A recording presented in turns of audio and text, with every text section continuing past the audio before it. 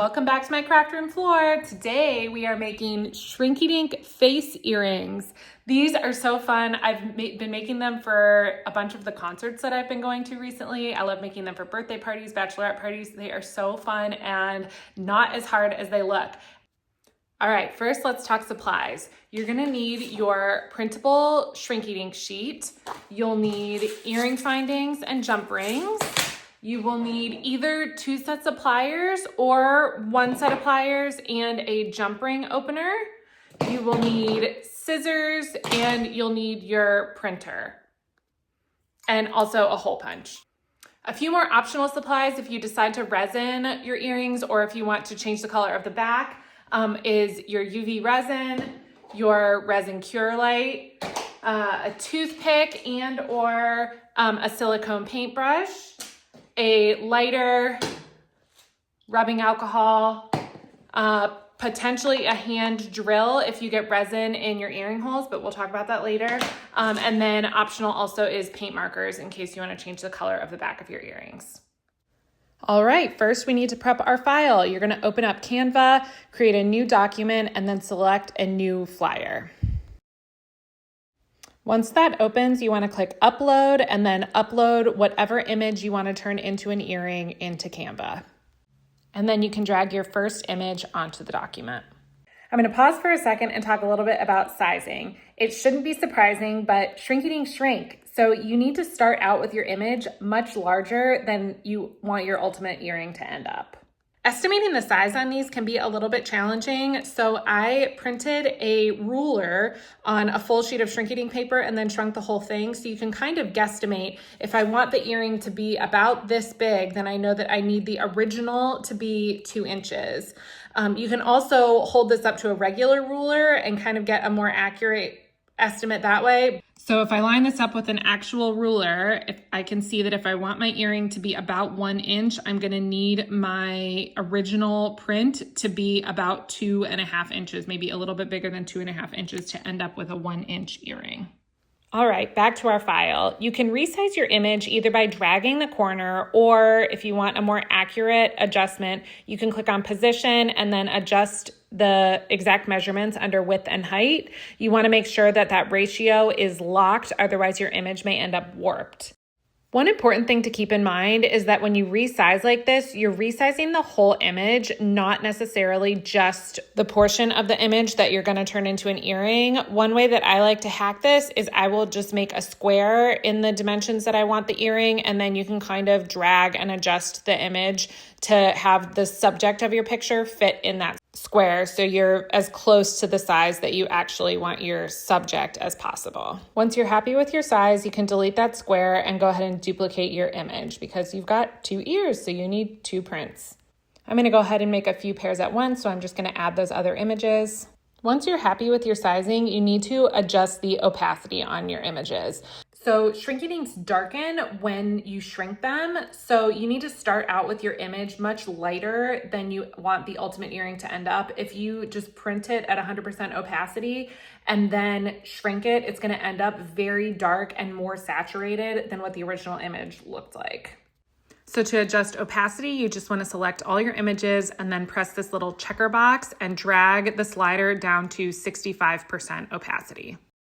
One other thing you want to think about while you're prepping your file is how your earrings are going to hang. So with the puppies that I'm doing, I want them to hang from the ears, but if I have them both facing the same way, they're going to kind of both hang the same way, versus if I flip one, then I can have them both hanging so they kind of frame my face a little better. To flip a picture, you just select the one image that you want to flip, select flip, and then flip horizontal.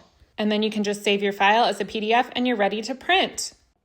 Couple things to keep in mind as we head to the printer. First, you want to make sure that you insert your paper so that it prints on the frosted side, not the glossy side. And then you want to just use standard paper printer settings. So don't use like premium, no photo printer settings, just standard like plain paper printer settings. Before you print these out, you're going to want to think about where your earring is going to connect to the picture. So like with Ed Sheeran and the baby, you want to make sure that as you're cutting it out, you leave a little bit of extra space at the head so that you're not punching a hole right through their head.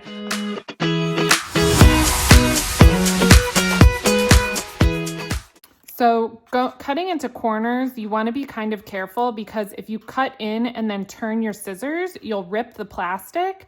So when you're doing corners, it's really important that you cut in from this side and then you turn your scissors and cut in from the other side. And you can always go back in and kind of clean it up.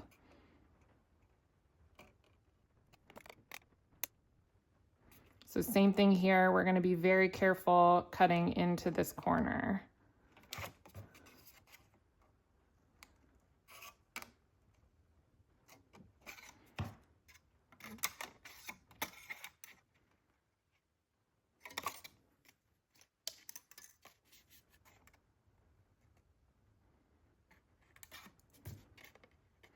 And then, like I mentioned before, we're going to make sure that we leave some space above the head so that when I punch the hole, I'm not punching a hole into the baby's head.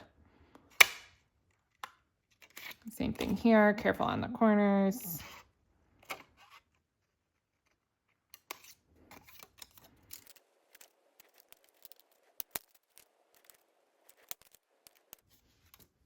And we're going to do the exact same thing on the other images, cutting into the corners and making sure we're leaving space for the hole punch if above the head if it's needed. So when you wear these, if you move your head, sometimes they'll flip around and you can see the white on the back. If you don't like that look, you can, before you shrink them, you can use paint markers on the back to get a different look.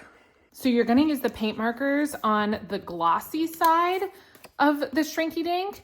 And I have tested a bunch of different colors of these just to make sure. And they all seem to work pretty good and are fairly opaque. The only colors that gave me issues was the silver one smudged a little bit. And I would say the metallic gold didn't really look gold. It was more of like a muddy tan. Before you use the paint marker on the glossy side of these, I do recommend giving it a light sand just so that the paint has something to stick to. So I'm using an electric nail file, but you can also just use sandpaper or a nail file, a regular nail file. It doesn't have to be perfect, just roughen it up a bit.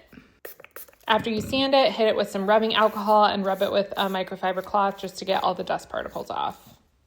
And then you can just go in with your paint marker and color the glossy side of this. I would recommend varying the direction of your paint strokes. Do as I say, not as I do. Otherwise, you will be able to see kind of the lines in after you bake it down. Be careful around the edges that you don't accidentally get it on the front. It's not super easy to get off of the front if you accidentally mark it up.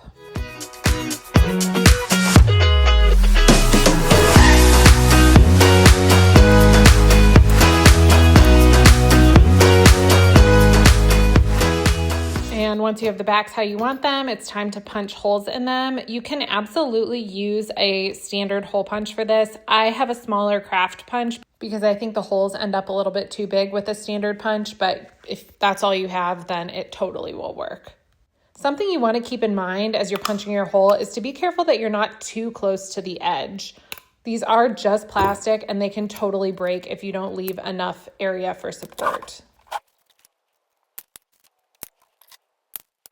For this next part, we're going to take a field trip from our craft room down to the kitchen.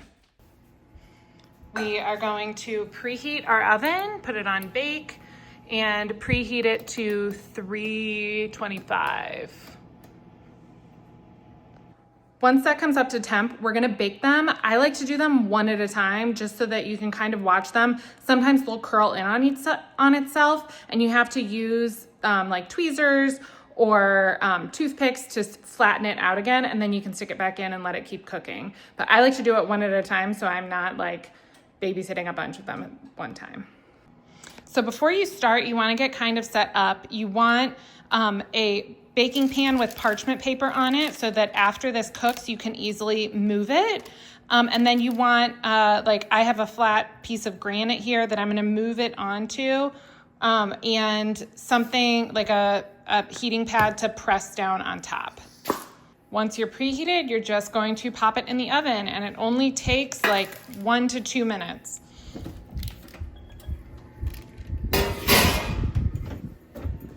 So you get to watch it curl up and flatten back out, and then once it's flat, leave it in the oven for another 10 to 15 seconds just to make sure it's fully shrunk.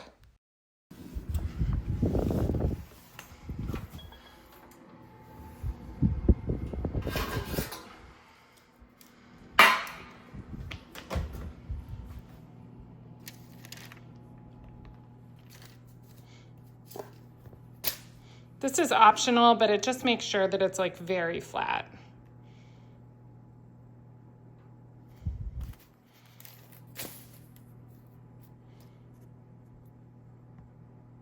He's so cute. And you can just repeat the process with your other Shrinky Dinks. Now that we have all of our Shrinky Dinks shrunk, we are going to head back up to the craft room. Next, we are going to use UV resin to make our earrings shiny and stronger. If you want to move forward with no resin, you absolutely can. It will just have a more matte finish versus shiny. You can really see the difference here. And you also want to make sure that you punch your hole far enough away from the edge that you aren't going to risk it breaking. One thing to keep in mind if you're using resin is it is a hazardous material, so you want to make sure that you're wearing PPE to keep your lungs safe. Okay, so let's go ahead and gather what we need for resin. We're gonna need the actual resin, you need a couple toothpicks, optional silicone paintbrush, a lighter, and your curing light. So you're just gonna take the resin and you're gonna put a little blob in the middle of your earring. Depending on the size earring you have, you can start with about the size of a pea. You can always add more. It's very hard to take away. And then you can use the toothpick to hold the earring still while you use the silicone paintbrush to spread the resin to the edge of the earring. You can also just use 2 toothpicks instead of a silicone paintbrush here also. You want to use extra caution around the hole that you punch to try not to get resin in the hole. If you do, we can always fix it later, but it is just one extra step that you have to do. When your earring is fully covered, you want to just lightly hit it with a lighter. This will help pop any bubbles in the resin. And then you can use your curing light, set it to the highest amount of time and let it cure. If after it cures, you're left with pock marks or pinholes in the resin, there is a fix for that, so don't panic. We are gonna just add one more coat. So first you're going to do a light sand on the coat of resin that you just did. Make sure that you're still wearing your PPE. While you're sanding, if you notice that any of the paint marker got on the edges, you can go ahead and just lightly sand that off if you don't like how it looks. After you're done sanding, just spray it with some rubbing alcohol and wipe it with a microfiber cloth to make sure all the dust is off. And then we're just going to repeat the resin process. So you're going to add a small blob of resin, use a toothpick and your silicone brush to spread it all the way to the edge, hit it with the lighter for a couple seconds, and then cure it with your light. I do recommend leaving it under the cure light for 3 to 4 rounds of the longest amount of time, just to make sure it's fully cured. If you feel like your resin is still tacky, it probably just needs longer under the light or set it in the sun for a little bit. Now that we have our resined Shrinky Dinks, let's turn them into earrings. For this, you'll need either 2 pairs of pliers or 1 pair of pliers and 1 jump ring opener. And then you also need your earring findings. These come in so many different styles. You have gold or silver. These are more of a traditional loop. These are like huggies. This is a stud. These are a little bit more decorative. So you can kind of go with whatever you choose. I have all of these available in single pairs in my Etsy shop, which I'll link in the caption. And then you also need jump rings. Okay, so when you're putting your earrings together, you're going to first grab a jump ring. And we're going to use either our 2 sets of pliers or our jump ring opener and our pliers to open the jump ring. So you fit the jump ring into the slot and then you want to twist it. You don't want to like pull it open. Otherwise, you're just going to like have a really hard time getting it back together. So you want to make sure that when you stick it in the slot, you twist it.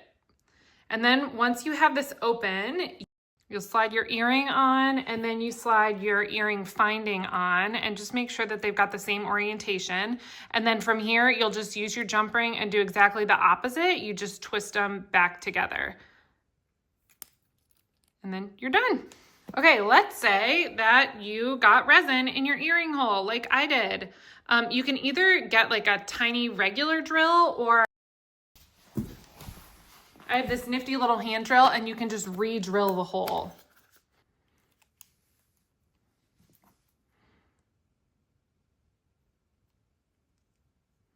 Again, make sure you're wearing your PPE for this.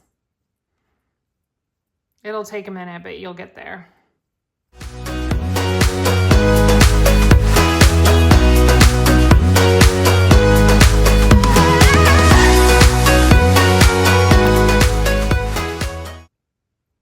If you're doing this with 2 sets of pliers instead of a jump ring opener, you want to, again, make sure that instead of pulling apart this way, that you're twisting. And again, you'll just slide your earring on and then slide your finding on. Make sure that they're both oriented the right way. And then you just do the opposite to close it up.